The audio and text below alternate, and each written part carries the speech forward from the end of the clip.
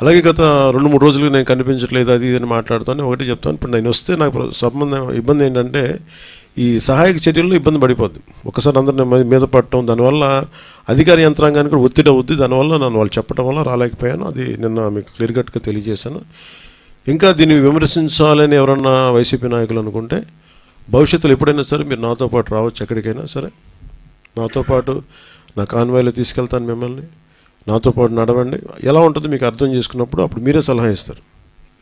అందుకని దయచేసి దీన్ని ఒకసారి మీ దృష్టికి తీసుకొస్తాను. కానీ విమర్శించే వైసీపీ నాయకత్వానికి ఎవరికైనా సరే రాష్ట్ర ప్రభుత్వం చేస్తున్న ఈ చర్యల మీద ఎవరన్నా విమర్శించదలుచుకుంటే వాళ్ళందరికీ కూడా ఫస్ట్ మీరు సహాయం చేసి మాట్లాడండి.